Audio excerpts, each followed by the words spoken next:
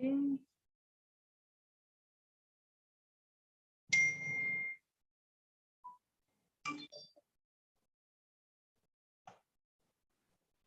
Good morning, good afternoon, good evening.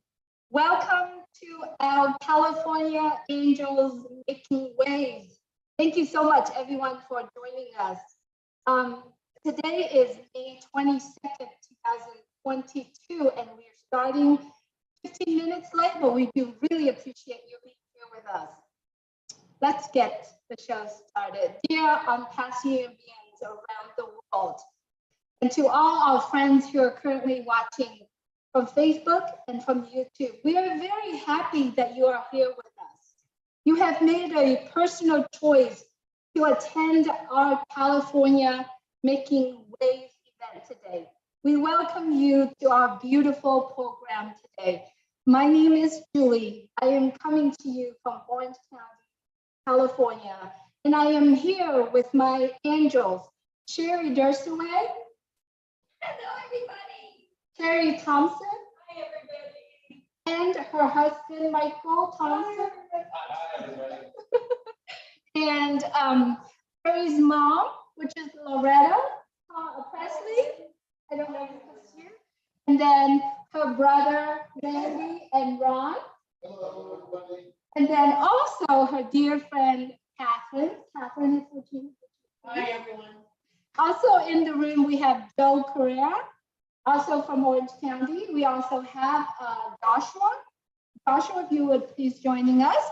And we are here in Orange County, California, in the south side of it. But we're going a little bit further north, and we wanted to introduce to you Leon and his team over there. If you are in the room right now, all you need to do is please wave your hand so everybody know where you are. We won't need you to open the mic yet because we're going to introduce everyone. So good to have you here. And then we go a little bit further north. We're going to see Vivian and her team over there. And I know she has a few people with her. I know she's in the restaurants right now. And we see Mike was there. So Viviana, if you could please wave your hand just so that everybody sees that you're here. You don't have to turn on your mic. Vivian, I don't think she can hear me. But that's okay. We all know Vivian Rodriguez and Mike Ford are our two friends and founders over there. We wanted to thank you so much for being here with us. We are here gathering together in person where we excited founders and special guest speakers will not share their dreams of making the world a better place. We are all here sharing, not only that we're sharing their dreams, but we are also going to speak how possible it is for we to implement the plans that we have into action, where we share different thoughts and different ideas. So when we do that, it opened up our minds a little bit more to create more things we wanted to do in life. We hope that this event will help you to allow you to expand your dream much further than just dreaming, right? Every dream is possible. And it is all possible because of ONPASSIVE. So for all of our friends here who might not know ONPASSIVE is an information technology company. It was created and invented in 2018 by our CEO, Mr. Ash Mufareh. He is a man with a huge heart, huge visions to repaint our beautiful planet and to make the most impact in humanity by providing the most values digital products and physical products that every single one of us in the world need. What we discussing today is really focusing on the heart of ONPASSIVE. At this point, if you could give me 1 minute, let me go ahead and share this beautiful video with you. Hey, Julie, when you're breaking kind of in and out, Julie, if you can hear me. I can hear you. It's probably because of our Wi-Fi here. So is that something that Hey, Julie, I got a question. Can you switch your mic from Orange County, where you're leaning forward, to the one you're actually in front of? Okay, I'm gonna try that.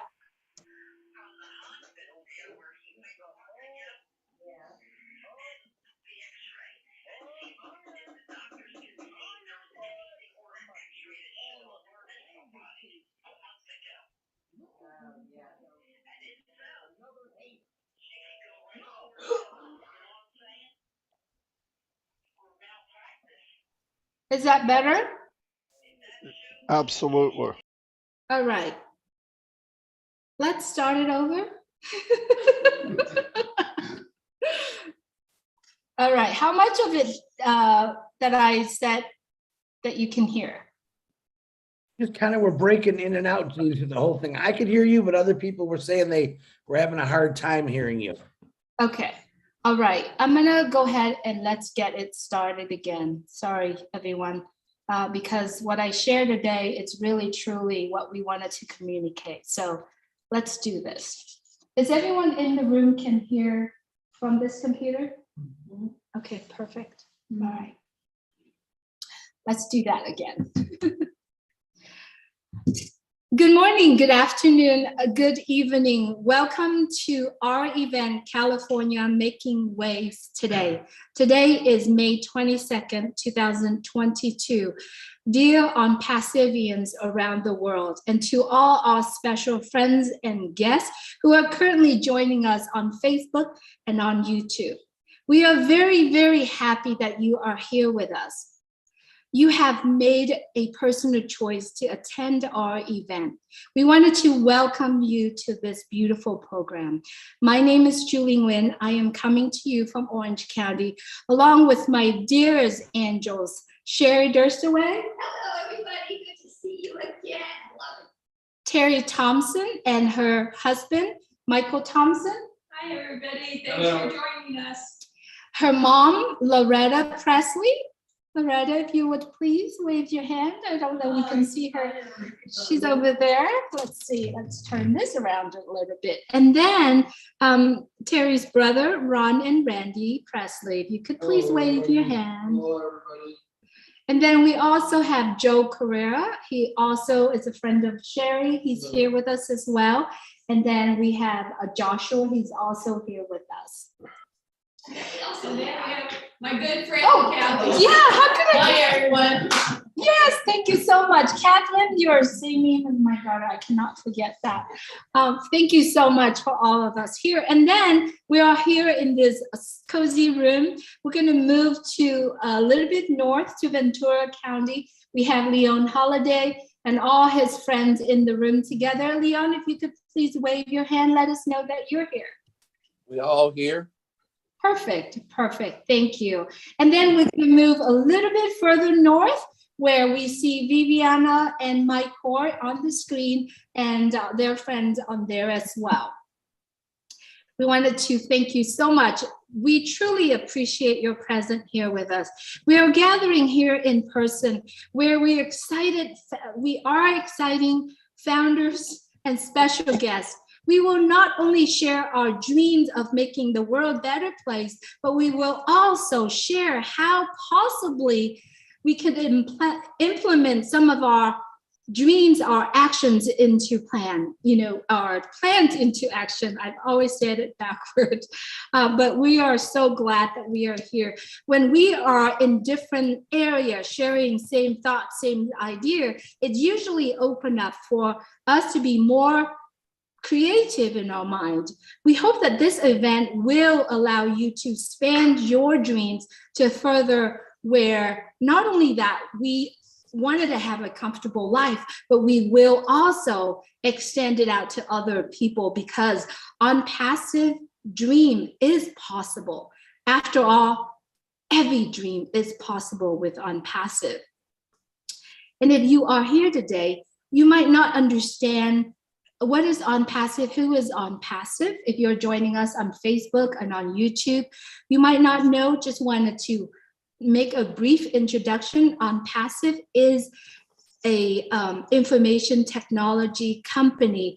It was created in 2018 by our CEO, Mr. Ash Mufarad.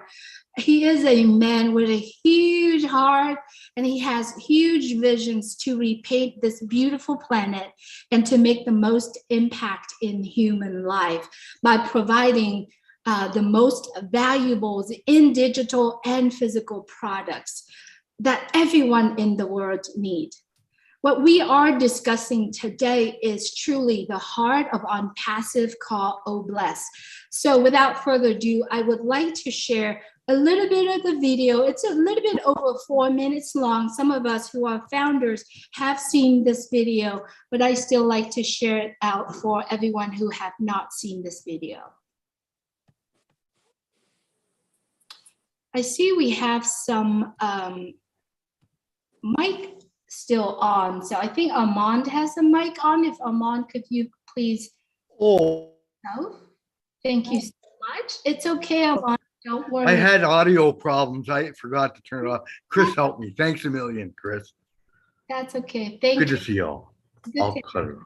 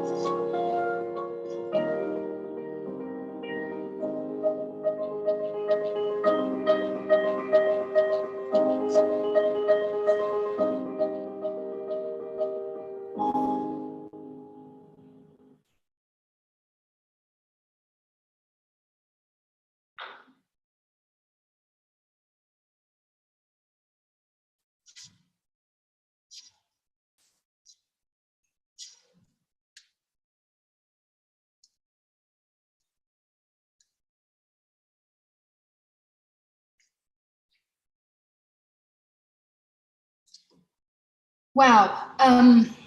When we all first seen this video started from our company, everyone's hearts touched. Especially for everyone who have been in ONPASSIVE for a long time. We do know that ONPASSIVE not only a company that provide the best digital and physical products, but the heart of ONPASSIVE is to uplift humanity. And when I saw this video, it's still making me think about how am I going to be able to start to help other people? When I listen to this message, even it doesn't matter where I am in life, the situation I'm in, what I'm in from the past, watching this video and understand about our company, the heart of ONPASSIVE, it helped me dreams. And my dreams has always been to be an angel, to travel around the world and makes a difference in anyone's that come across my life. And I still will do that. I will show up when there is not, when there's no expectation of me showing up.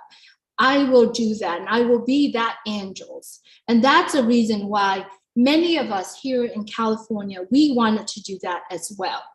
And when Mr. Ashmore-Ford, our CEO, started speaking about making plan, I started looking into how I would want it to be. So I would like to share with you a little bit of my idea of how am I going to do.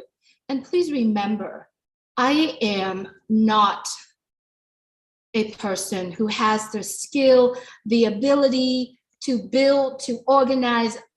If you know me, every time when I wanted to do something, I think about doing it, I just go do it and then learn about it later. So when Mr. Ashmore-Ford talked about how are we going to help, who has an idea to help eradicate poverty around the world, I put these ideas together. And what I said here is that I cannot, start and eradicate poverty right away, but how am I going to take the action plan to do it? And what I did was just wrote down a few ideas. First of all, my idea is looking forward to organize a feed the helplessness, the homeless, or the hunger, or anyone who wants to come in. And I would do it in my local area.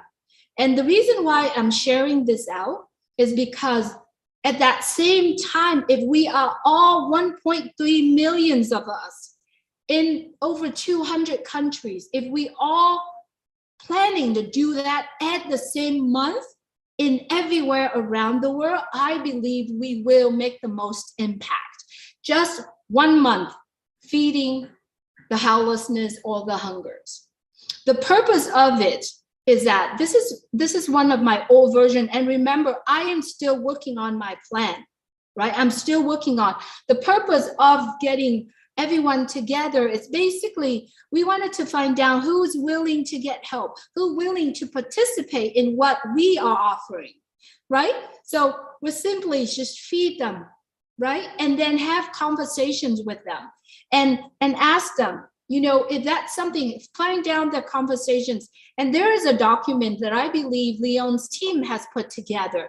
We can actually put that in that particular day or that month. What we're going to do, our goal is to find out who wants to get help. Now, who willing for us to help them, or who willing to better their life. So that's a goal. The actions that we are going to need it before this month even happen is we need to locate areas that are willing to do that, where areas that are willing to do, to give us the place for us to organize that. And I know Leon's team has been scouting around in his area to find, old school, old playground or park or abandoned area. He's going to share that with us a little bit. Not only that, what we're going to need, we need team of people, professional people.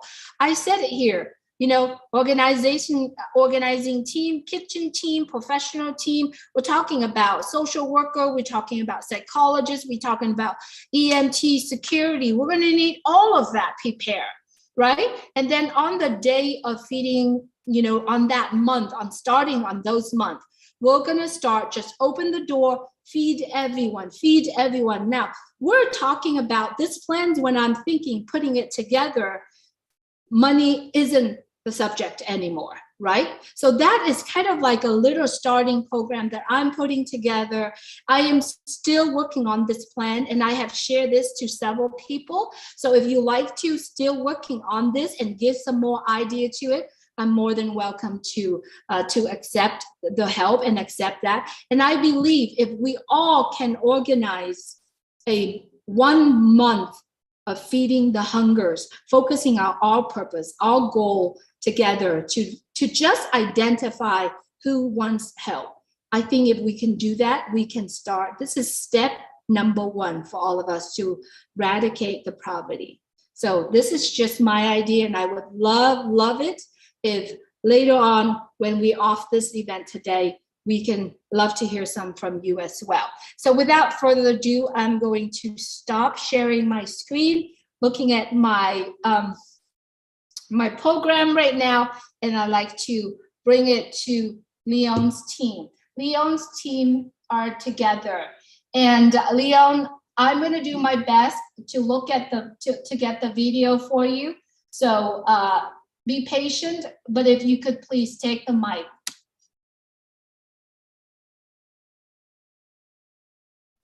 Okay. Hello, everyone. Can you guys hear me pretty good there? We can hear you and we can see you. And if you could please introduce who's in the room with you. Okay. Yes, in the room with me, I have, starting straight in front of me, Evelyn Garcia, Amy Cadane, Audrey Torres, Michelle Reyes, Kathy Wilcutt, and Nelia Stearns. She's over here in the corner. We're trying to get her on. And Joshua, who's back there in the back there. So anyway, I want to tell everybody first, and I also have Netherlands, who's also on the screen right there. She's part of our group in Alabama, also area. And we have a lot of people in Alabama and Texas and various other places that's part of our group. So anyway, I just want to start by telling the folks on the Zoom call a little bit about my background. First, I spent 27 years in the water and wastewater technology, water purveyor, cleaning drinking water and wastewater. So I know a lot of people around the world still need clean water. And that's one of the reasons why I got involved at the beginning, start talking about what I can contribute from my years and years of experience. And then now we have our Southern California sustainable living, hopefully something like that. But the sustainable living, we realize as a group that takes time, and it's going to take a while for the sustainable living. And so what we believe is that utilizing architecture that's already, infrastructure that's already in place, that's like abandoned buildings, for instance, like schools. And I think she'll show some of those areas that we scouted out that's in our area. Like, for instance, there's a Kmart been abandoned for 5 years now, or 4 years now. And the Kmart, you can go in and put 200 or 300 beds in a Kmart. But however, working with different group civic leaders and people who are already doing this already in the community, partnering with these people and the other agencies, so we don't have to reinvent the wheel, because there's a lot of things we would have to go through. You would have to go through the planning and zoning, and then the fire department, and then working with various other agencies that's already up and running. And that was a lady in, like I say, in our area. Her name is Kay Bolton Wilson. She already feeding she's been doing this for years. She's very dedicated, very spiritual lady. She's out doing an outstanding job feeding people. These are the people we want to partner with and get together with. She's also a real estate agent. She can tell us about abandoned, property that could probably be reused. I think she used to be a city council member or even a mayor at that one time. And she can also tell us what could be in our area that could be available, reused, or how to get through all the red tape through the city. But coming back to our group, we believe that there's a lot of things that we can do. And what I want to do right now is introduce some members of our team that and tell you a little bit about what they're doing right now. And the first person I'm going to bring on is Michelle Reyes. Hi, everyone. It's an honor and a pleasure to be here. Hello, hello. And so I'm going to talk a little bit about what I do and what I'm going to bring to the team, once we're together. And so my aspect is a spiritual aspect. I've been doing it for about 20 years. And so what I've did in the past is I've gone to homeless shelters or even areas where people just set up tents and they're homeless, and we go out there and feed them and we pray for them and we try to find resources for them, because we really don't want them homeless and living in tents, just like that. And so we've provided resources. So I've teamed up with some people who actually go out and do food share and whatnot. And then another aspect is working with women and children at the Lighthouse for Women and Children. And these women have been incarcerated, but they can't go straight back into society. So what they do is they have a housing area, and it's just for women and children only, and it's secure. They have security and they have counseling there. And so my job was to mentor them spiritually, guide them spiritually, and then give them wisdom on what to do, because a lot of these ladies, when they came out from jail, all their kids were taken away. They didn't have anything. They didn't have a job. They didn't have a vehicle. And so we help them get back on their feet. So it's not just a handout, meals or, whatnot. It goes beyond that. And so I call it a hand up, and which means that we're building up people and we're building up their confidence. So that way, when they do go back into society, they'll be much stronger, and they'll be a positive role model, and they'll be used to, saying, okay, I did this program, I've gone through it, they've built me up. Now I'm going to go back into society and be a productive citizen. So that's what the end goal is to, once we put them back out into society, that they're going to be productive, and they're going to have skill sets, and they're going to have the passion to want to help other people, because we've all been there. We've all, had different things and whatnot. And so what we want to do is we want to have them duplicate what we've poured into them. Okay, we've helped you, now you turn around and you help someone else, and then you pay it forward and whatnot. And so that's the ultimate goal, is to make sure that they are fully trained and equipped and have skills and learning skills and whatnot, and living skills to be able to be on their own 2 feet. And also their children too, make sure that their children are, in school and learning. And I notice a lot helps when they're doing parenting classes. I notice a big difference with that. And so, I just feel that we have a wonderful team here, and we're going to be able to do that, as a team. And so with your support, we're just hoping that we could pay it forward. So thank you so much for today, and thank you for your time. Okay. And I want to mention one other thing before I go to the next person, introduce them. We also doing an application, and I think you touched upon it a little bit, Julie, an application where we can assess people. And I got this idea from when we all talked with Ash, and everybody was coming up with the same consensus. Well, we have to assess what they want. We have to ask them what they want. This application not only asks them what they want, it also tells us what we need to do to separate people and to get the people who need, like some people's basic need is just drinking water. We need to get them food and drinking water right away. And some people basic need is just shelter. So right away, those are some of the things that we are looking forward to doing. And next person I want to, that goes along with kind of what Michelle is doing with Netherlands. So I want to make sure we're doing it kind of backwards, but Netherlands, I want you to kind of tell them a little bit about your background.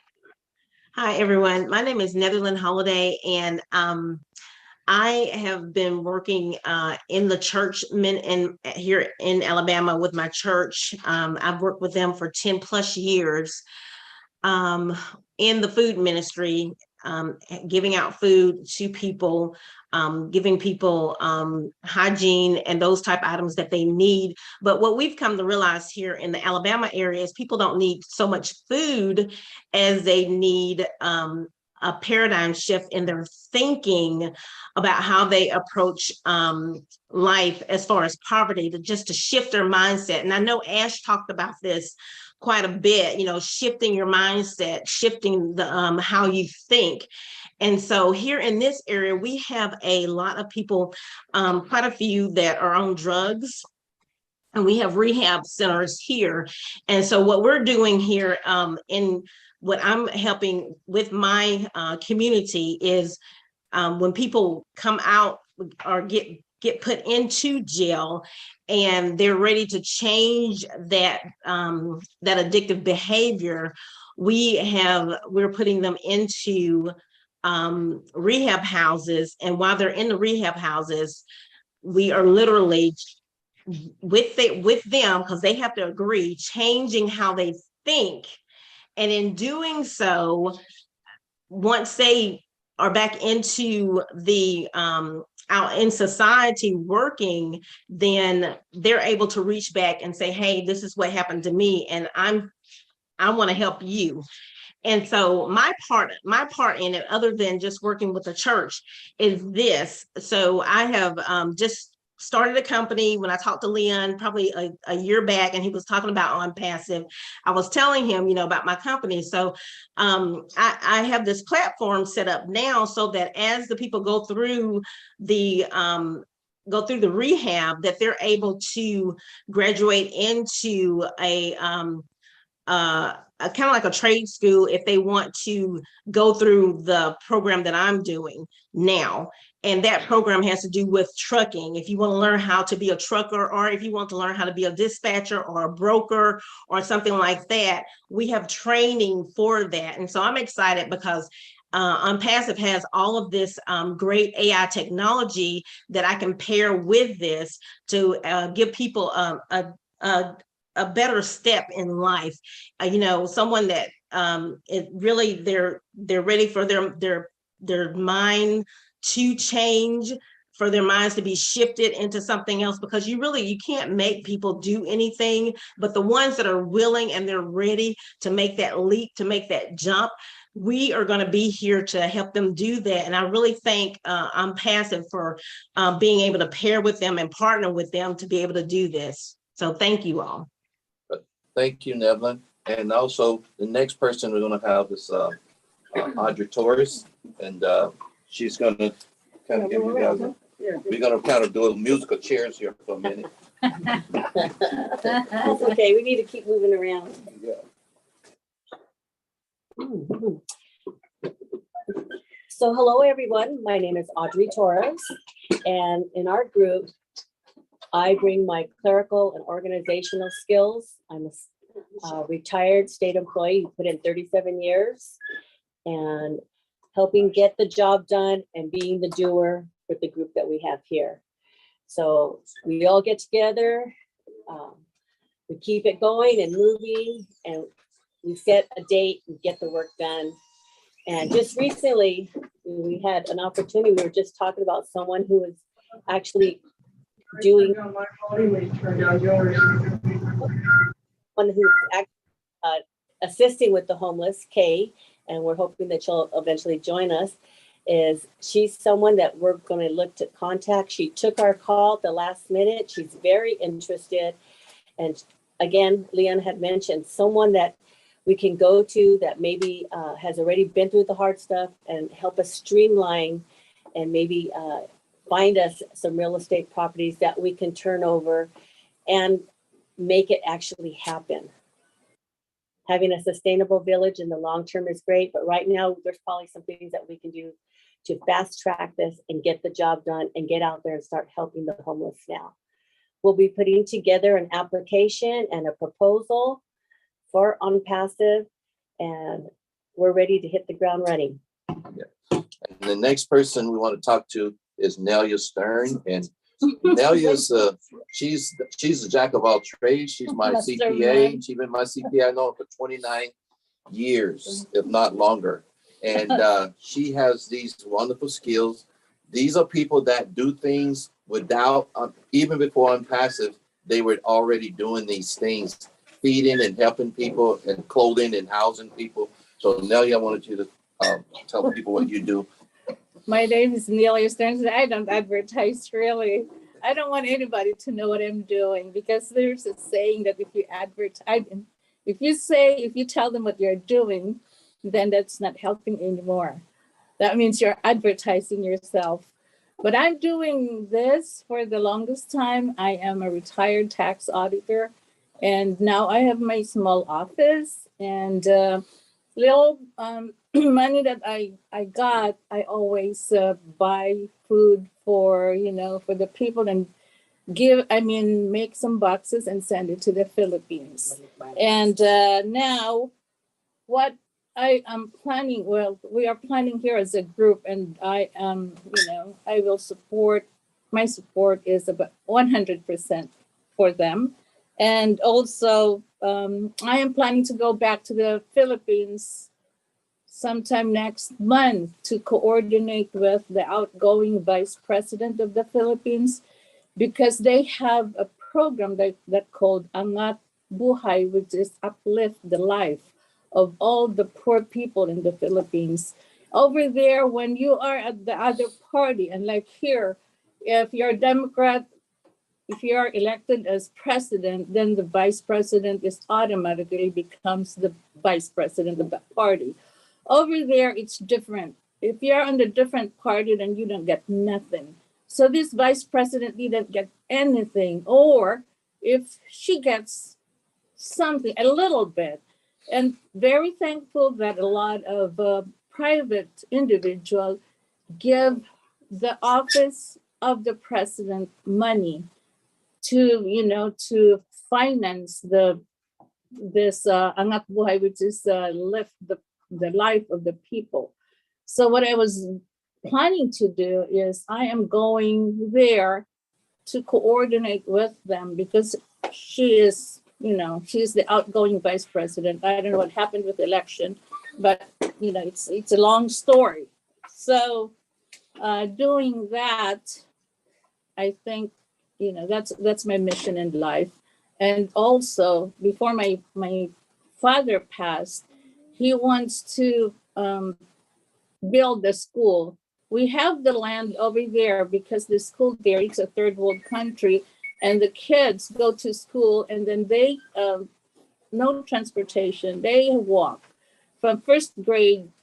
It's about 2 miles or 3 miles walk from their house to the school. And it's, it's devastating. It's depressing to see them do that. And here I am, I'm not rich, but I have a good life here. So whatever I have and I can afford, then I will share my blessing. And that's all I could say. Thank you very much. And the next person I want to, that does a lot of things is Kathy.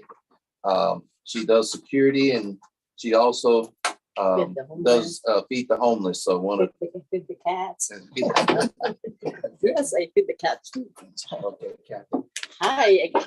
Hello, everyone. Good evening, good morning, good afternoon, all over the world. My name is Kathy Wolcotts, previously residing from the Philippines, and then came to America. With this, I am semi-retired right now. I am security guard. With my work, I saw a lot of people in the street, sometimes just laying down in the grass, covering with their as a blanket, as plastic bag. Like Nelia, though, before I go further for the homelessness over here, I sent balikbayan boxes. We call it door to door, 2-3 times every month, or sometimes that's the first time until the economy becomes sour. Now I only send 2 to 3 times a year because of the price of the boxes now.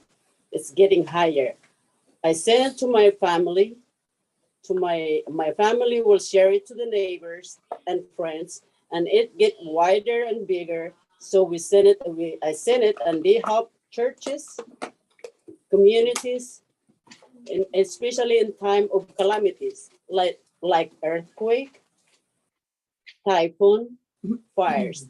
Sometimes whenever I have extra, I call it extra. I send money which is worth $300 to $500 to help the people that cannot pay their hospital bills or to buy milk for their kids.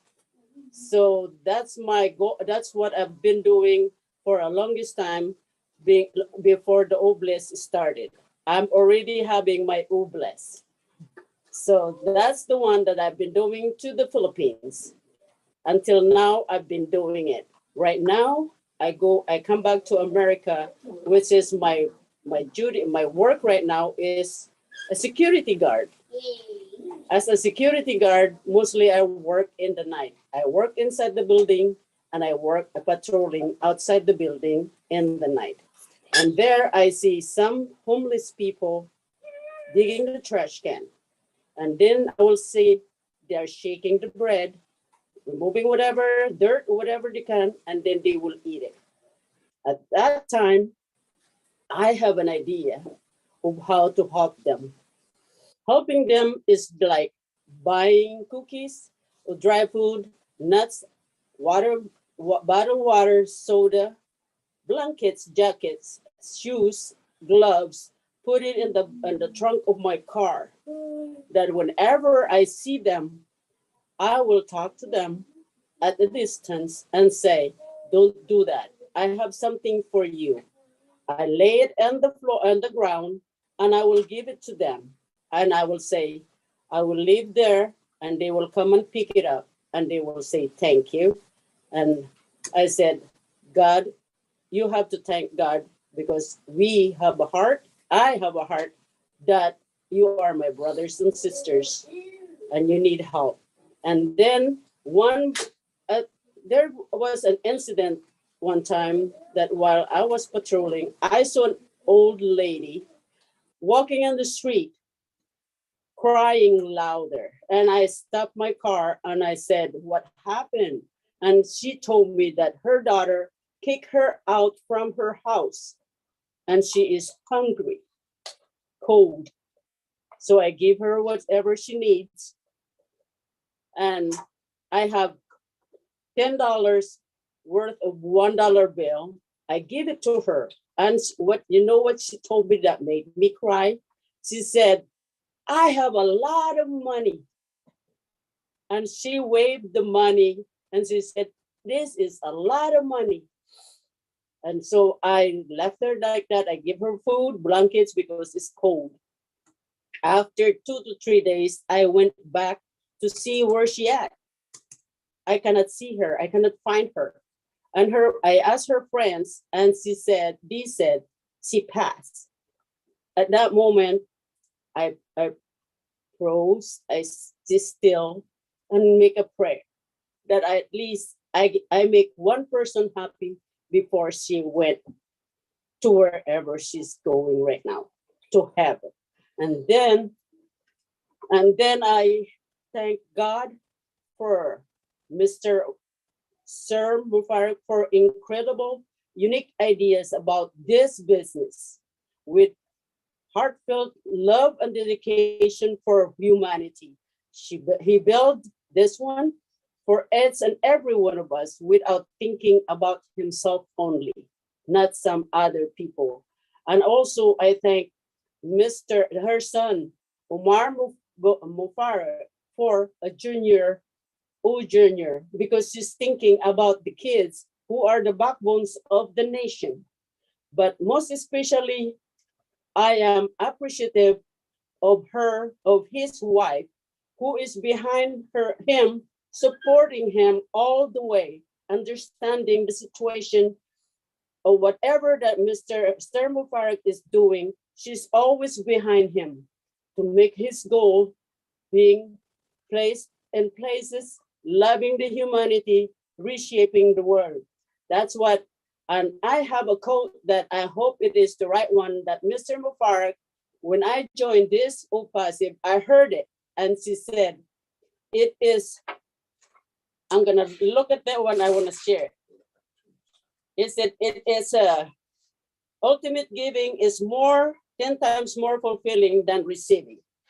God bless you, and I will thank Mr. Leon Holiday too for introducing me this business. God bless you all. Thank you. Thank you. Thank you. And back to you, Kathy. I mean, back to you, Julie. I'm sorry. So take it away. Thank you, Leon, and the team over there. Wow, so many talented and full of hearts that coming on and sharing.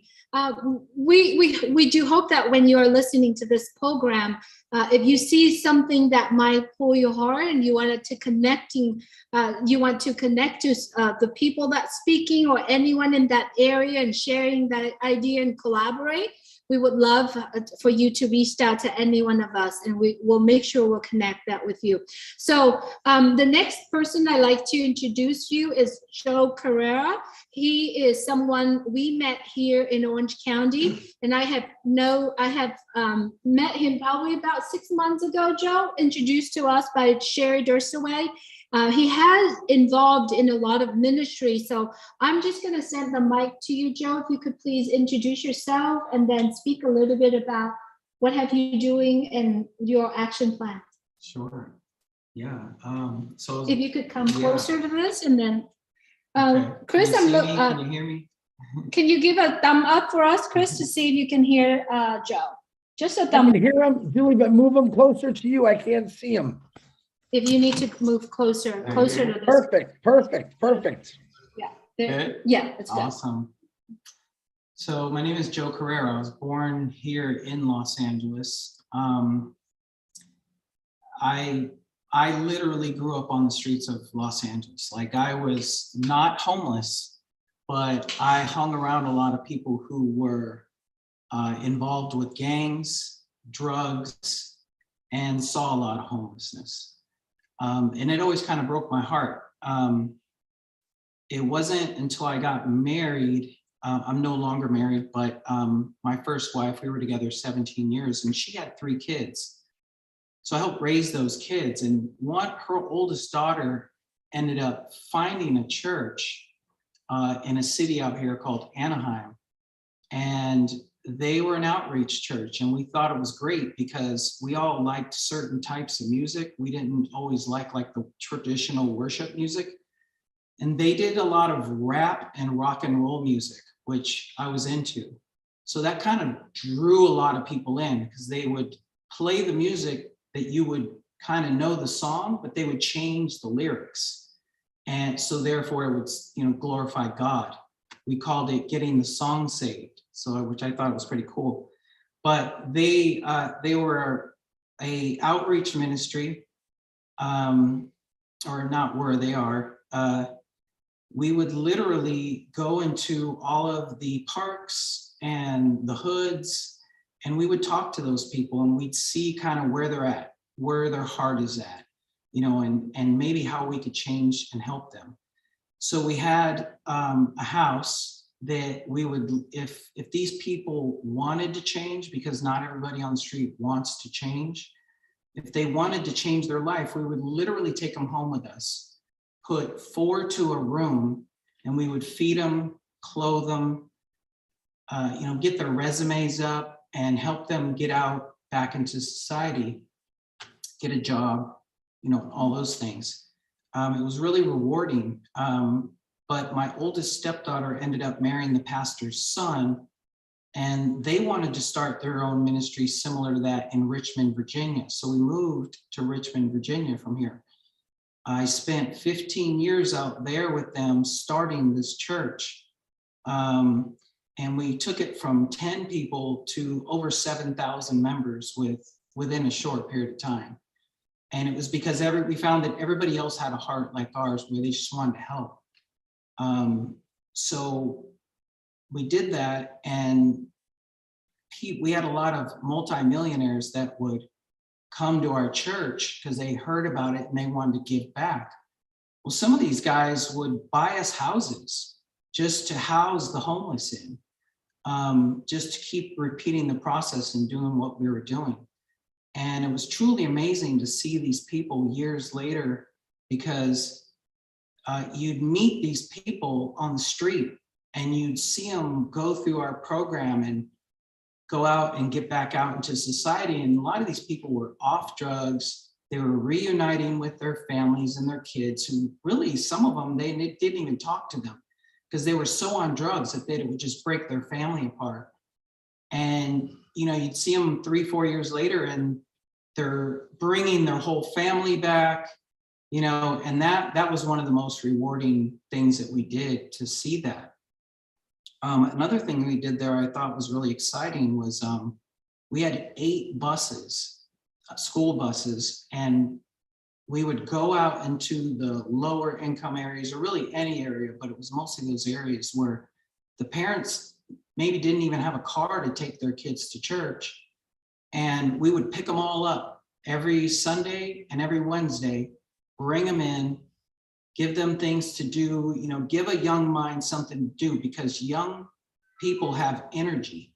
And if you do not give them the positive, you know, and the positive thinking and learning that God has in the Bible, they're gonna talk to the drug dealer on the streets and saying, smoke this, take this, you know, join our gang because we'll be your family. So we were trying to get there before they did, and we just turned cities around by doing that. And that was really rewarding. But I always thought we could always take it to the next level.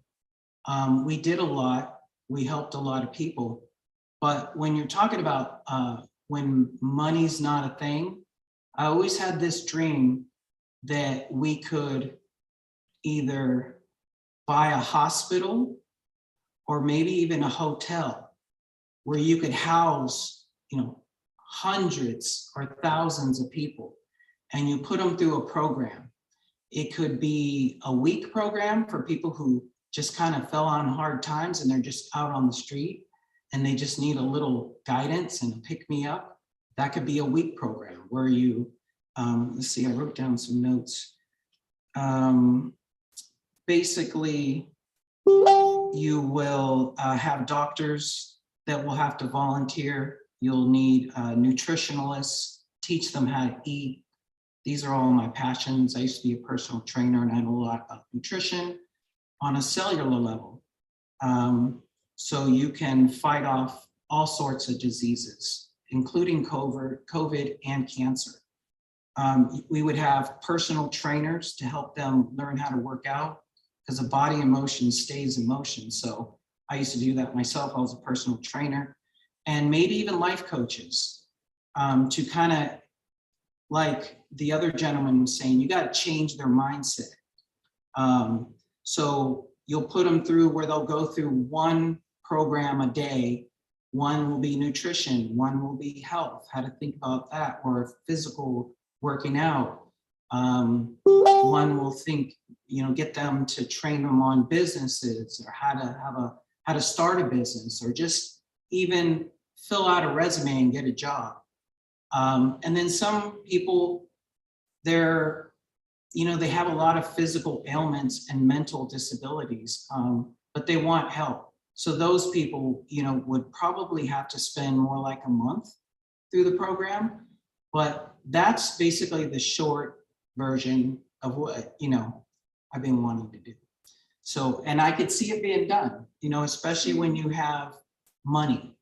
And that's because that's where a lot of times we got held up was, you know, you got to have people to help invest and people who want to volunteer their times to do these things. And it looks like we have a lot of people here, right?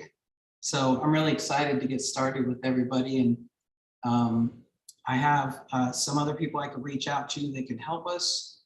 But it looks like we have a lot of people here too that we can get together and make things happen. Absolutely, Joe. Thank you so much for sharing with us here today. I believe that all of us can make a difference, whether or not you are a founder of ONPASSIVE, no founders, friends, everyone who has a heart, who wants to help somebody. I believe it will change. We will repaint and we will reshape this beautiful planet.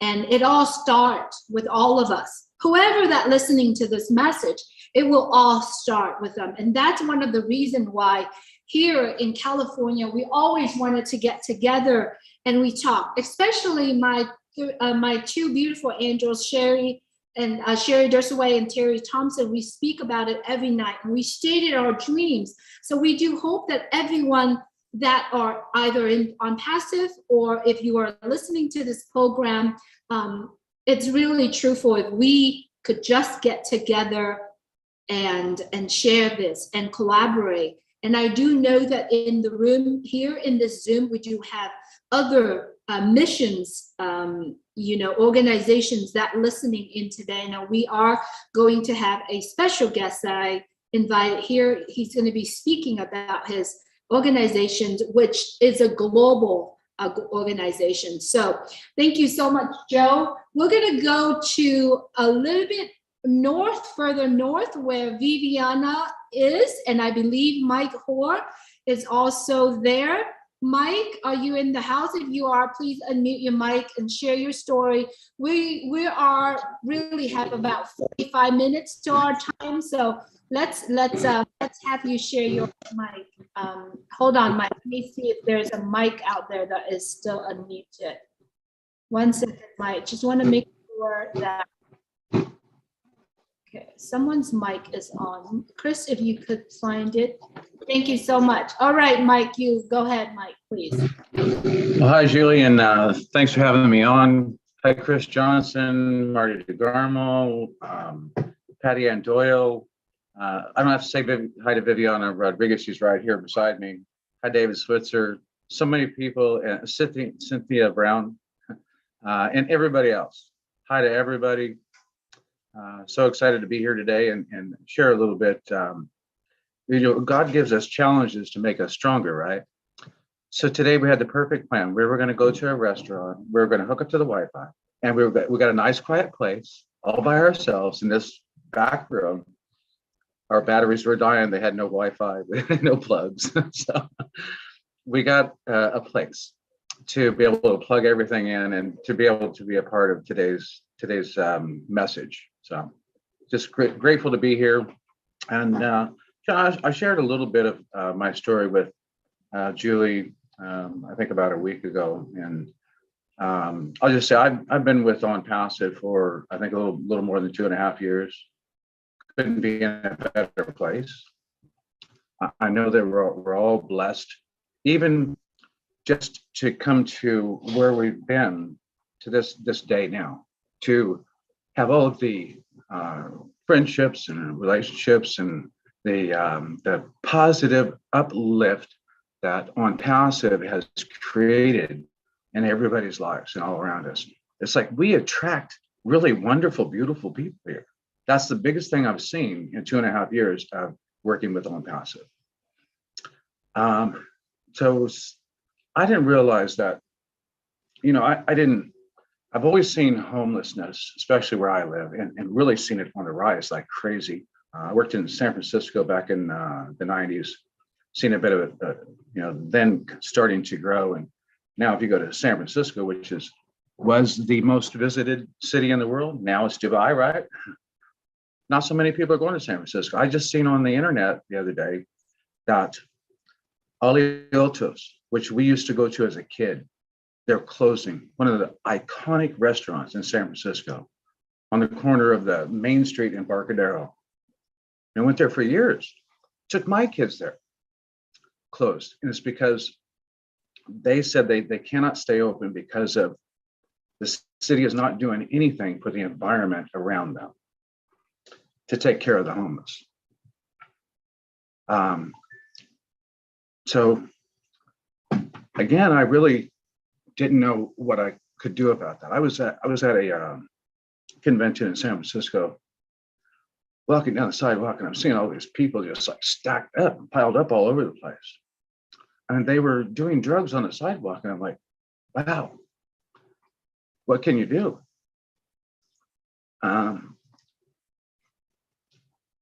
Hold back the tears.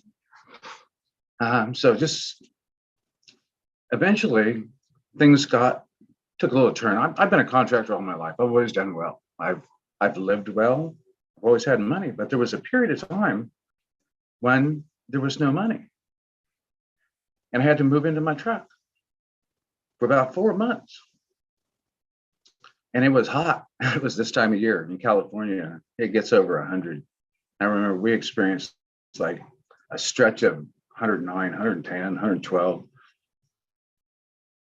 And so one day when I realized I didn't have enough money to pay the rent, and I had to just move out. That was the most stressful moment of my life. But I'm like, okay, is this what I'm supposed to do?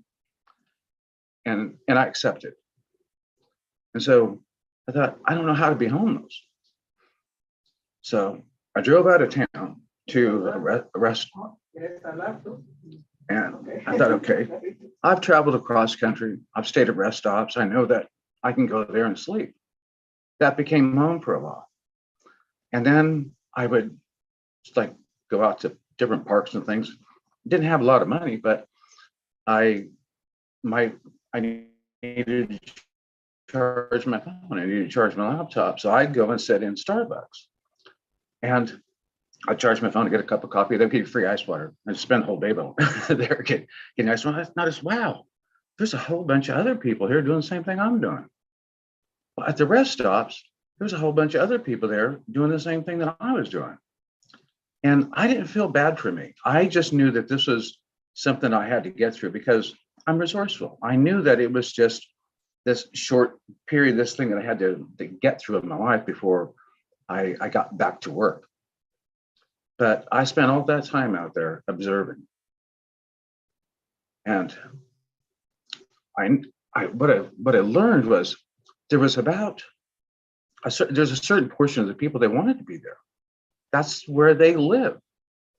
And that's where they're going to live. But there was a lot of people out there who were like me. They were displaced for one reason or another.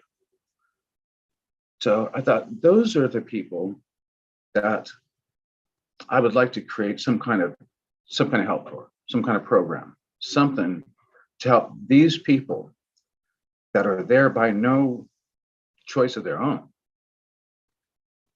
to help them get into a place, to help them become a part of ONPASSIVE.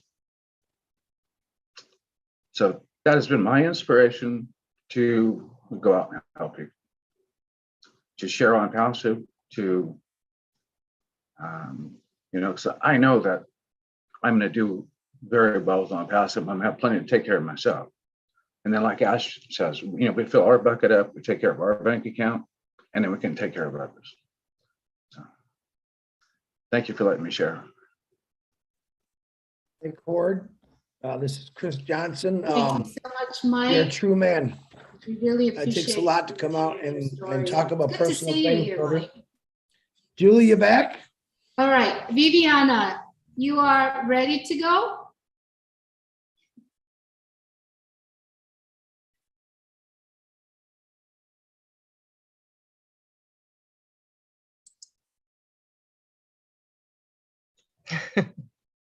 Hi, everyone. We can't hear you, Viviana. Maybe, all right. Can you please say something? Please say something. Hello. Okay. Can you hear me? Yes, go ahead. Okay. Okay, well, it's good to be here. My story is a little different. I'm a caretaker for both of my parents. They're both elderly. They're going to be 88 years old in July. So my dream and my goal with ONPASSIVE is to create a better place for our elderly to be taken care of, especially those that are taken care of by the state. there are two things that I often think about. Is I'd like to get together with the agencies that go to the people's homes and those families that are not able to afford to be taken care of, the elderly, those families that are not able to afford to take care of the elderly. I would like it, my wish is to be able to help them financially in that sense. The other thing that I've often thought about is either buying nursing homes and at no cost for the people that need the service. Possibly buy some land and build a nursing home. I mean, that's been that's so close to my heart right now, because there are so many there's so many services that are available, but they're also have a cost to them. And so to be able to help to get the best service for those families that are low income or state-run facilities, I would like to be able to make that situation better. So yeah, that's my wish. That's my wish, and I know that ONPASSIVE will provide that for me. Thank you so much, Viviana. I know this is something that is so true and so deep in your heart, because you're currently taking care of your parents right now. And I do understand that there are so many of our friends and founders here who currently listening to this have also taken care of their seniors' parents also. So if you're currently being in the situation, or this is something that you would like to do, please also reach out to Viviana. And I know Viviana has another friend of her who actually with her either in person or in the Zoom. Viviana, if you could please introduce Patty. I want to introduce Patty. Hold on a second, we got an echo going on. Okay. Patty Ann, she's also, we've discussed this topic. So she's worked with seniors, and she's also worked with disabled. And so she has another perspective that can bring light to this situation too. Patty, you're on deck, Patty. They're better, but yeah. Well, I see a lot of people. When I was doing my business, I had a mobile hair business, and I went to seniors' homes and people who were disabled and couldn't get out to a normal salon, and get personal care. And a lot of these things, I had to charge. It was my business, but I tried to be reasonable about things. And a lot of times I gave, but here in my new little city up here in Crescent City, which I love, we have a lot of homeless, and we have a lot of homeless that have disabilities, and people that are out there in wheelchairs and what have you that need help. Some of these are our veterans that have risked their lives and lost their limbs for our freedom. And it really bothers me. And I was doing a little bit of background search in my area. And one of the things we were doing, because Crescent City, the way we are, we're surrounded by the woods and stuff. And so we're really kind of the only city right in this little area. And we do have quite a bit of a homeless population. And one of the ladies was a director of health and human resources here. She actually got them to buy a motel to help house some of our homeless, but it's only 30 units. That's not a lot compared to the homeless count in her area. And I agree, getting together and doing more for everybody. And I'm hearing kind of the same thread, listening to all of you. You know, yes, we want to help. And there's some people we can't help. They don't want to help. You know, like Mike said, they want to live there. They want to be on drugs. They don't want to get back with their family. Okay, I get that. And I don't want to put those people into a housing unit with people that do want help or do need help. And I think there was another lady too. She was talking about how she has kind of a what is it? What I want to say, application kind of thing to get into this kind of a situation. And I hope that if we can get this going, and like, you know, I'm going to help out with the housing unit here. We're going to be remodifying it and stuff so that they're not just living out of a microwave and a small refrigerator. They're actually going to have like a little apartment type of thing where they can cook and what have you. But I also, I'm going to switch a little bit here. I also want to be able to help the mentally disabled people. And those people need a little more help. They need a lot more counseling, and they need a lot more medical issues taken care of. And I think if we can get some people that really want help and need it, that are disabled and can't really live well on the street, we can get them into where they can be safe. Women who are being abused at their home with their children, get them into a safe unit. You know, then we can help them and they can help grow what we're trying to do. Because I think when you help somebody, what is the old saying? Teach somebody to fish and you'll feed them for life. If we can teach these people, help them out of that situation. And I've been there. I've been where Mike was, sleeping in the car. And it, you know, I've been there. I know it. My daughter, because she suffers from bipolarism, she has a lot of these issues. Right now they're living in an RV. You know, there's different things that happen around different people and different organizations that help, but like Viviana says, they cost, or they just don't reach out far enough. So getting together with everybody like we're doing is really just an awesome thing to do and to get things going. I'm going to start in my own little backyard because Mom always said, take care of your own backyard and everything else will fall into place. And so that's why I'm starting working with this Heather Snow, who is the director of our human resources here, and to help the homeless in our area. And I know that just doing that little bit will help. I personally, as soon as, because I had a bad fall a couple of years ago, I'm getting back to normal now. When I have a little more mobility again, I'd like to go and volunteer to give them haircuts and a little bit of perspective on maybe how to dress to go look for a job, or people who can't look for a job, at least give them a haircut and make them feel better. You know, I mean, we've all walked around when you had a bad cold and you get out of bed and you're all sweating and your hair's all icky and you feel awful. You go take a shower and you brush your hair and you blow it dry and you feel good, right?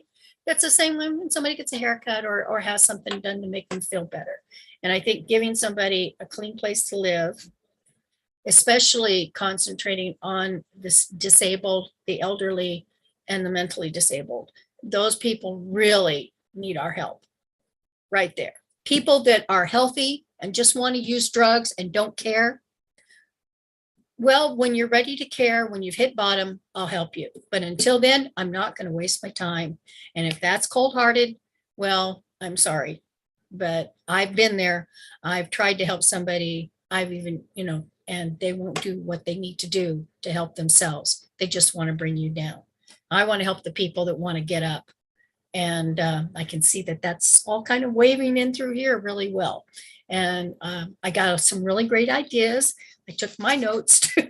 So to help everybody. And I look forward to batting around more information with everybody. And hopefully I can get more with this Miss Snow, because I know that she just allocated, what was it? She just got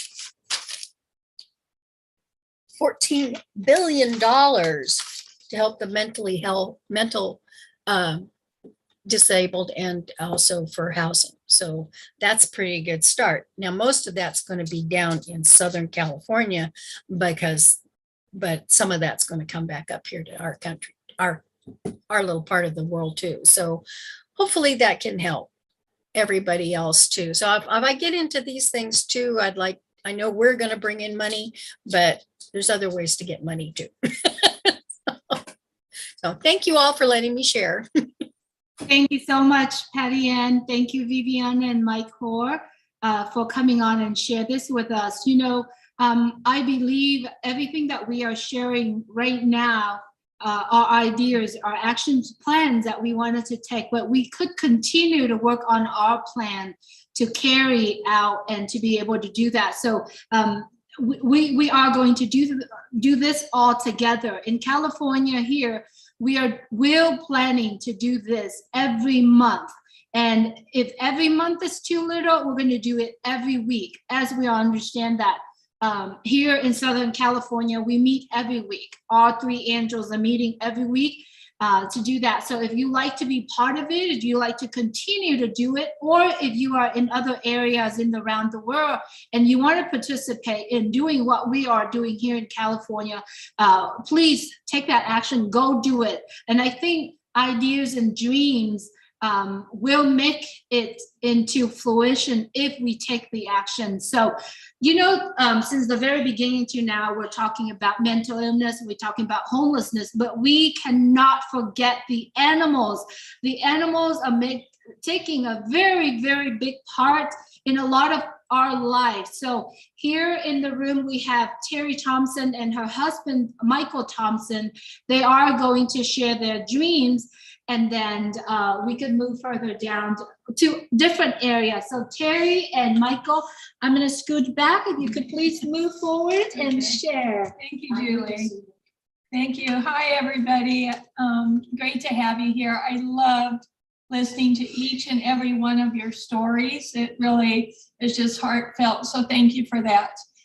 Again, like Julie said, I'm Terry Thompson. I'm a proud founder of ONPASSIVE since 2018, and I have my very supportive husband here, Michael Thompson. Hi, everyone. I'm so grateful to be here. My beautiful wife and I are going to share something that's dear to our hearts. That's right, very dear to our hearts. And in fact, you know what, Michael, I love the way he tells this part of the story. So we're going to let's give him a clue as to what happened previously that made us have this dream. Well, besides always both taking care of our families, and family is so very, very important to us, and we always put the family first. One of the memories I had when I was a young boy was I had this dog that just brought a lot of joy to my life, just taught me responsibility. Again, just put a smile on my face every time I come home, whether from school or was playing sports, whatever it was. And the dog unfortunately died way early before its time. My parents always worked their tails off to support the family, couldn't afford to replace the dog, or not that I even felt like it. Just absolutely broke my heart, just changed a little bit of me that made me smile in my life. And I just hardened my heart and just said, that was it. I was never going to attach myself to any kind of an animal or a dog that broke my heart like that again, just because of circumstances.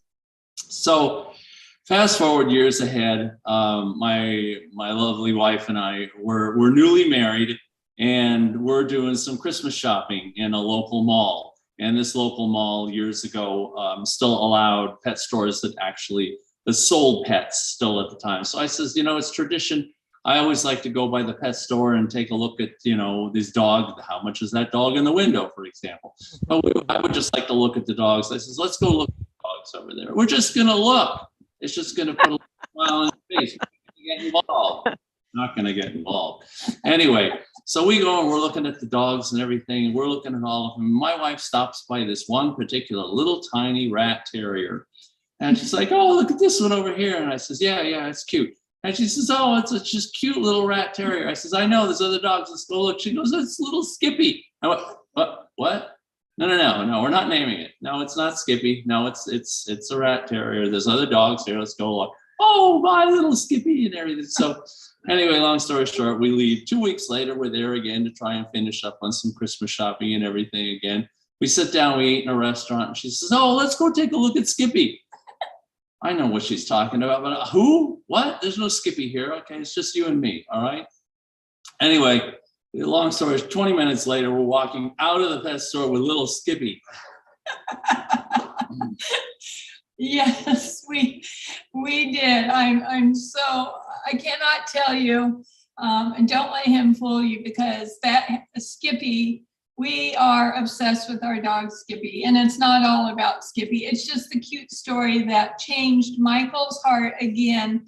I've always been a dog lover and just animal lover in general, but we have a passion for dogs. We know the joy that our dog brought to our life, and literally has changed it. And that our dream, literally our dream for the last couple of years, is for anybody that wants the same thing in their life, the joy and the love that we have felt, the happiness that Skippy has brought us. We want other people to have the same thing. And so our dream is to rescue dogs, because we know that daily dogs, cats, animals are being euthanized, sadly, and it literally breaks our heart. And some dogs or animals are being mistreated, abused, and it just crushes us to know they're just full of unconditional love. And if you're just out and walking around and you see people with their pets, the smile and the joy that it brings them, we notice it all the time. We could be walking our dog, and then you won't believe how many people just come over just to pet your dog. It's just such a social thing as well. And so we want to reach out to, the dogs that are going to be euthanized, or that we want to reach out to the facilities, and we want to try to rescue them, and just reach out to vets in the area that would help, so that we can get the pets healthy and strong and get all the medical needs taken care of, and possibly have trainers train them in case they need that. Some dogs that are abused need to be brought back to their healthy, happy selves, and to make sure they're fed and loved and taken care of, so we can find homes for them. And not just a home that the dog would be happy, but the family would be happy. We want it to be that perfect fit. And we personally know, and I know studies have been done, that it helps everybody with depression or loneliness or whatever. It teaches responsibility and compassion. There's so much with owning a pet, and that's just something we don't know at what level we're going to do that, but we are going to. I've already connected with somebody here in Orange County that she does all that by herself. And I've already connected with her to let her know I'd be very interested in speaking with her soon, because she's been doing it and she needs help. So that's going to be a great resource for us to learn the process as well.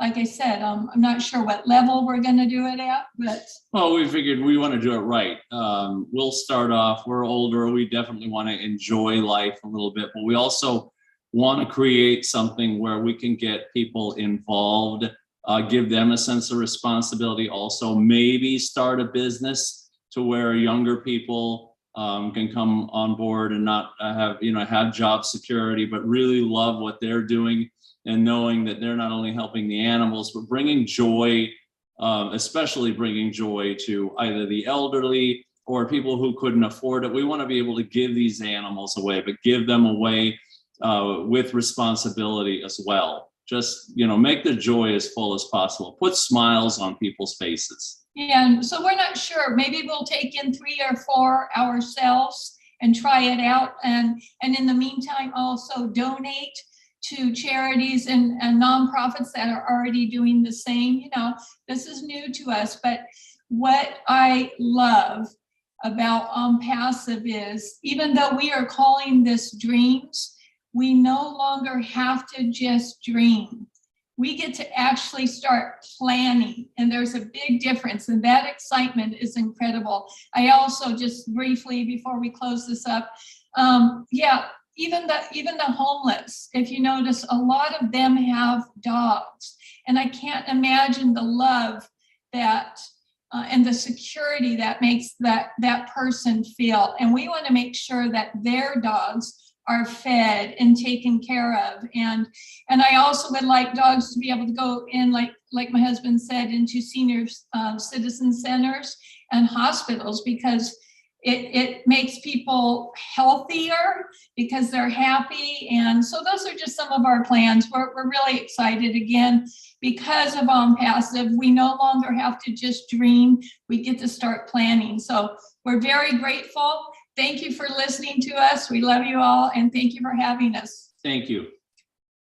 Thank you so much, Terry and Michael. I love what you are doing. Thank you so much for helping get together with us. All right, up next, I'd like to, Sherry, if you would please sit on this chair. Yes.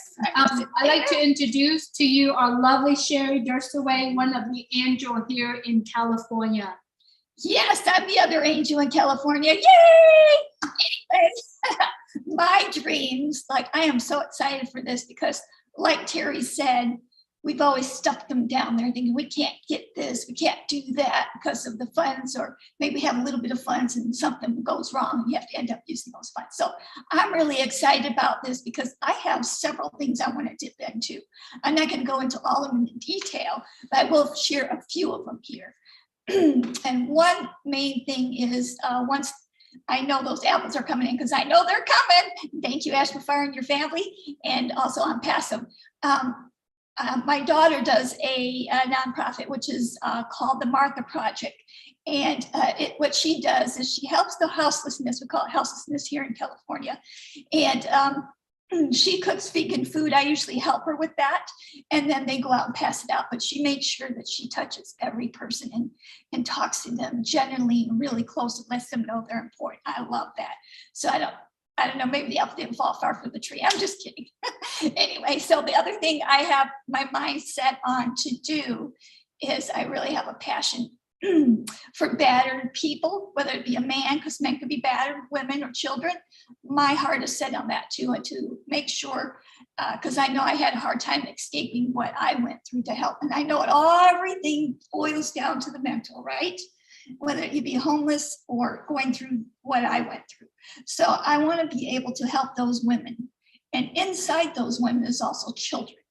And those children need like a little break. So I want to be able to go eventually have like places for them to hang, secure places, because sometimes, like I said, I was really caught in the middle, to have so that those kids have, so I can go to them and then we can do like crafts or something, kind of like something to get their mind off of what they're doing. And also when you're doing artwork, because I'm an artist, and when you're doing artwork, you tend to say your feelings, just like a musician says his feelings and poetry and stuff like that. So they can let out some of their feelings there. So I really have a passion for that. And I'm really not sure how I'm going to get there, but I know I'll get there because I have a passion for art and trying to, collaborate with the kids.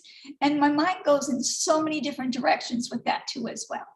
Like I said, maybe they need one of my other, a founder that I know, he was suggesting for the houselessness people that, how there's all these like malls that are nobody's using anymore because everybody shops online. He's suggesting doing that. So maybe I can have a place for that for them, but it'd have to be a hidden place or just little things like that, buy land and put little houses on it just for that kind of situation. And then the other thing that's really dear to my heart is the brain. The brain is something I've always intrigued me. And I don't know how I'm going to do any of this stuff. I just know if I can't do it, I'll find somebody. And if I can't find somebody, I can give them money and we can all collaborate together to find somebody. Because the brain, I want to work on people who have had brain injuries. That is really dear to my heart due to my daughter being in a radical car accident with her fiance at the time. who was in a vegetative state for over 17 years and just recently passed 2 years ago. So that's dear to my heart. And I want to be like Julie. I want to be just a little angel all over the place. Wherever I go, I'd like to travel. And if somebody's in line, and I will just pay for their things.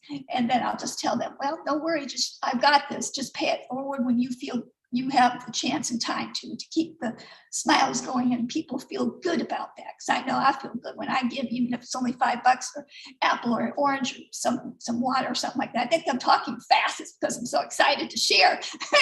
So please forgive me. There's so many other avenues I want to go down, but I will just leave it here. And it's crazy because some of them have to do with medical things, and I know nothing about medical other than to drink 8 glasses of water a day or whatever. So I'm going to leave it there, and I will let you back to who's ever supposed to go next. Thank you so much, Sherry. I love you guys. You're so sweet. You have a biggest heart to help other people. She has a long list.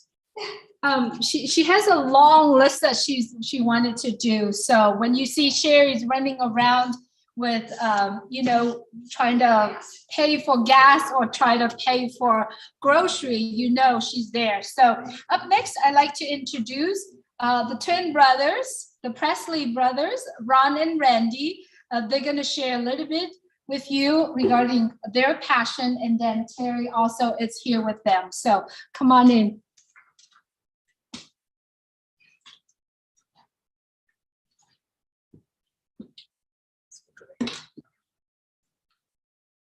Hello, everybody. My name is Randy Presley, and I became a founder in 2018 in ONPASSIVE. Hello, my name is Ronnie Presley, and I'm also a founder, and this is my sister, Terry. As you can see, this is my brother, and we are identical twins here. Yeah, we both do look alike.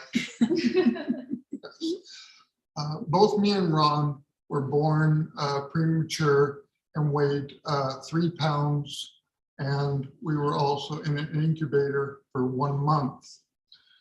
We don't know if this had an effect on us, but when we were in the 3rd and 4th grade, we had a learning disability, difficulty reading, writing, spelling, math, and all the way through our school, and carried it through our whole life up till now.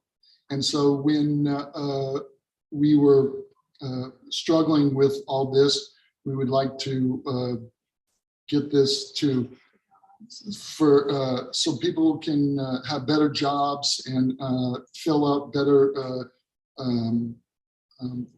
applications and so on. Our dream, both me and Ron's passion, is to put a program together for kids at an early age, so they can each year have somebody tutoring them, helping them, so they can make it through each year all the way up till they graduate. I also remember that. Oh, no. Yeah, go ahead. Okay, I forgot. That's okay. In the 4th grade, both me and Ron were wondering why we had to be transferred to a different school to be put into a special class, and so it could help us. She didn't understand. So we couldn't understand why they did this. Both me and Ron were wondering why.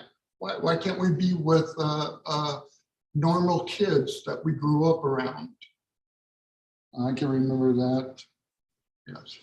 So this is both me and Ron's passion, to put a program together in place at an early age for kids with learning disability, so it can help them through each year all the way up until they graduate, so they can succeed in life, so they don't have to go through the struggles and difficult times that we did. And I'm so grateful for ONPASSIVE giving us this opportunity. Thank you.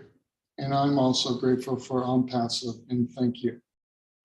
Great job, guys. Well, I just want to say. This is your mom, right here, mom, right in this computer. Right here, Mom. You have to speak. You have to speak a little louder. Thank goodness for Carrie for getting us in to ONPASSIVE. And I know the struggles these two have had. And I love them all very much. So thank you. And they did a great job. I'm super proud of them. Thank you. Thank you, Ron, Randy, you did an awesome job. And there are tears in everyone's eyes now. All right. Thank you so much, everyone. We really appreciate your time being here with us. We do hope that you enjoyed the program so far. We do have a guest here today. Let me introduce you this guest really quick. Everyone who knows me knows that I do have a brother who is a Catholic priest. So I called my brother one time and I said, brother, I just want to do something to honor what you are doing. And I know we all grew up in this organization. When I said this organization, I mean the church that we were growing up with. And then we see so many things that this particular missions that are doing. So I called him and I said, do you have anyone in your Salesian missions that you could introduce me to? And then he sent me this gentleman phone number. I've never met him, has very little conversation with him. And I came to find out that this particular mission is all over the world. I believe they have 300 something missions around. So I'm going to send the mic over to Juan Carlos. He is the executive director of Salesian missions. I hope I said that right, because the church that I grew up was named Don Bosco. And so if Juan, if you could please unmute your mic and tell us a little bit about yourself, your job, the missions. He put in the chat Salesian Family Youth Center, this what he is currently doing. But I do understand that Salesian missions is covered from little to older. So Juan, good to have you with us. Please unmute your mic. Good evening, everybody. First of all, I am so sorry for the voice. I'm actually with COVID right now, so I'm in quarantine. But I wanted to be here with you guys to share just a little bit of who we are.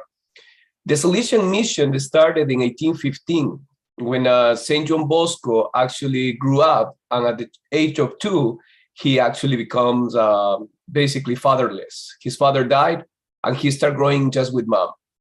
Every time that he was growing up, he had a lot of issues. The people didn't want to help.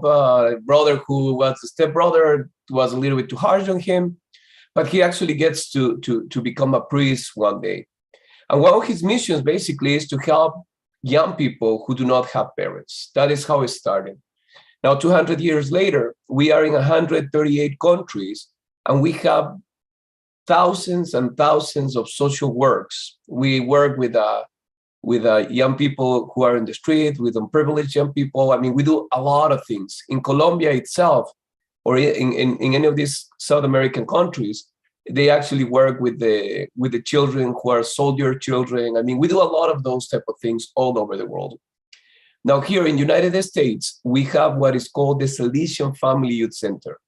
The Salesian Family Youth Center is a place where we actually help children from immigrant families. The immigrant families, they normally come to the United States, and to be able to survive, we know that a rent over here in Los Angeles is $1,500 minimum and for 2 rooms. To survive, what they do is they have 2-3 jobs. And the kids, many times, are not well taken care of. Actually, in the pandemic, when everybody was in their homes, we actually went outside and we were searching for the kids, and we were serving the kids of the community. Nowadays, we serve around 3,000 young people every year. And we help kids to basically avoid to be in homeless situations, avoid them to go, to grow in a normal way, in a way that that they can become someone who can make a difference. And I think that has changed many lives. I have some of the young people that you can see that, for example, I have this story of this young lady who I met her the first time when she was 12 years old. She used to come to the church where we used to play football. And after 12 years, and we have been working and, you know, developing the abilities, we helped her to go to the university. She went to actually to the missions as well as a volunteers. And then 15 years later, actually, she's now one of our own people who help us to work with kids like that in the same situation. So really quick, we are in Los Angeles. If you guys are around here and you want to come and visit us or see us, most of happy that you will come and see us.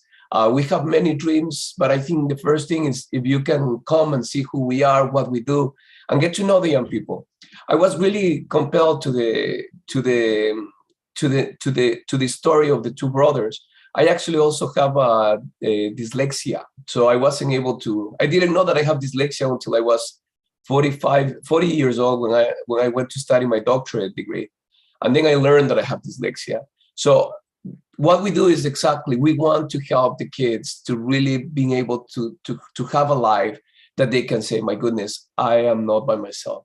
So thank you so much for giving me this opportunity to talk to you guys. Thank you for all the beautiful job that you're doing. I'm really inspired about the stories that you guys are sharing. And I really hope all of us get to do what our dreams are, because I believe we can change the world in the way how we're doing it. Thank you. Thank you so much, Juan. Thank you so much for your time being here with us. And I know you're dealing with, health situations. We do hope that you recover soon. And I will reach out to you again and contact you. So I know there's a couple of people who wants to get in touch with Juan. I will reach out to Juan and I will share his information with you shortly. All right. Thank you so much for being here, and please rest well, Juan. All right, we are now at the end of our program. However, we do have Joshua here, would like to share, and then if anyone's in the Zoom right now would like to say a few words, please keep it as about maybe 1 to 2 minutes.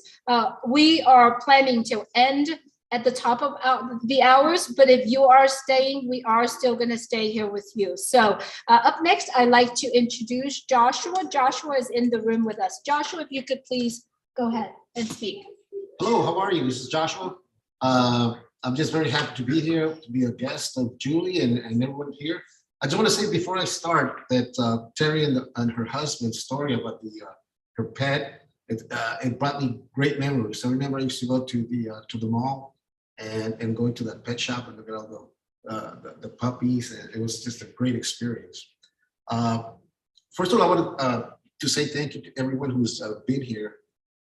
There's a whole great organizations out there, just like Juan. There's one that I would encourage you to also put it on your list. It's called Covenant House. It's what they do is that they take the teenage homeless out of the streets and give them shelter and food. But above all, what I like about that organization is that they actually train them to get a job, which is one of the best features that I think that it has. It's called covenanthome.org. So it would be very pleasant and a blessing if you consider it and put it on your list.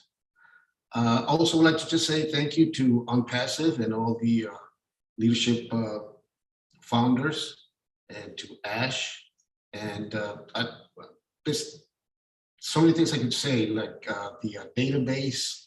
There's just the data center. The data centers.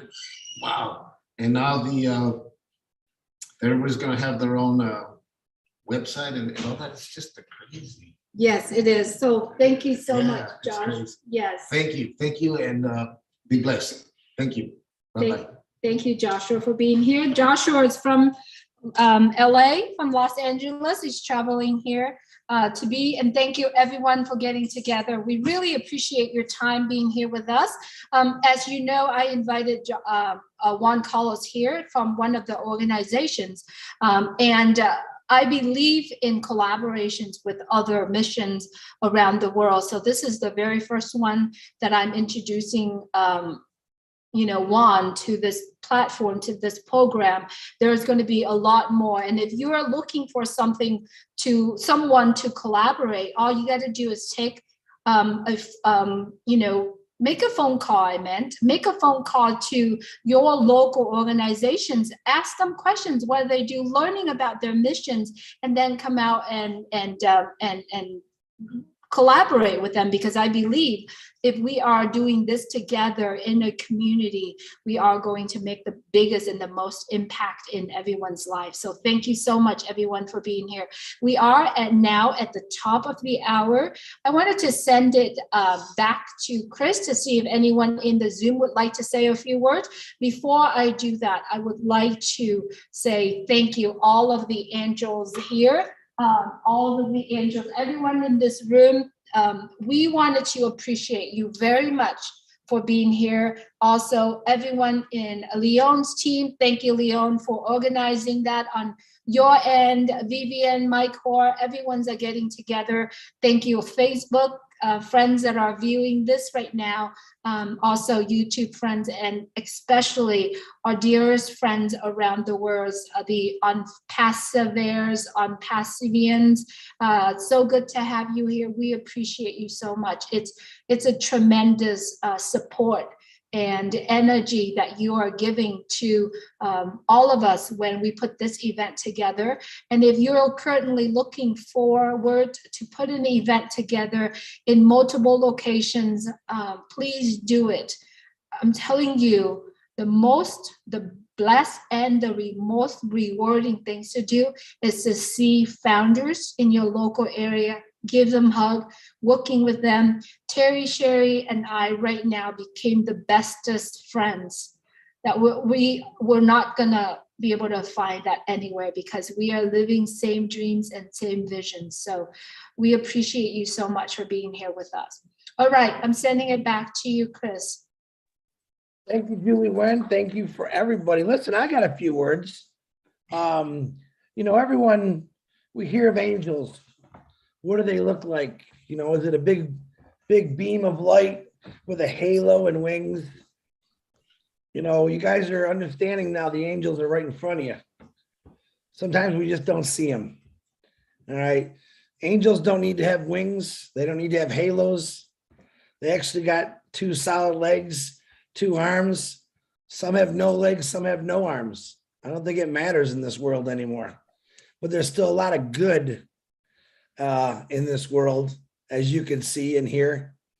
And that's what I love about ONPASSIVE, because I think ONPASSIVE has brought a lot of good to the world. And I really believe it's going to change humanity through all of us. And these ideas, whether it's animals, trees, our senior citizens, our moms and dads, our brothers and sisters who fought for our freedoms. I mean, it's going to be truly amazing to me, but angels are still everywhere. And maybe you don't believe in, the floating kind of angels, but they're walking all around you. You just don't know it. But I guarantee you ONPASSIVE is going to bring them all out. So Julie, back to you. Thank you for a great webinar. Leon, Sherry, the angels, Terry, Michael, everyone. Juan, I'm praying for your brother, that you get through that. You will. I know God's on your side. So Julie, back to you. Thank you so much, Chris. Chris Johnson, did you know that you are my angel today, because you're truly there on where you are right now and working with me since an hour, 2 hours before the program. Just make sure that all the sounds are going through. So you are truly my angel, and I can't wait to giving you another hug when I see you again. So thank you so much, everyone, for being here with us. We truly appreciate your time. we are going to go ahead and end this program today. I know it is Sunday evening, and for a lot of us who start a new day, we do hope that you are blessed, you feel blessed, and we do hope that you enjoy the rest of your Sunday. And please stay safe. If you're starting your Monday today, please have a blessed week. One more word. This woman is phenomenal. She's always planning these things. So she's the one who gets to Stop making me cry. Thank you so much. No, Don't want seriously. nobody to ever forget this angel. She's the most special. You're making me cry, Sherry. It's okay. No, without you and Terry and your entire family, Terry Thompson, and without these angels, I don't think I can do this. So to them, not to me. I'm already feel very blessed just to be here and do this together. So to you, to all of you, thank you so much. You stop making me cry. Good hugs. Thank you so much. Don't make me cry because I can be your crying ball baby. So thank you so much, everyone, for joining us today. You have a great day. Love you guys all to pieces. Bye. Remember, you are all important. Everybody, bye. Bye, Alma. Bye. Hi, everybody. Good night from Philadelphia. Good night, Cynthia. Good night, Julie. Good night, Viviana. Pauline, Mike Horn. Good night, Good night, Chris. Good night, Hermine, my friend. Illinois. Good night, everybody. 5, Good night, 4, Bill Bus. I see you. 3, 2, 1. Bye. Woo-hoo. Bye.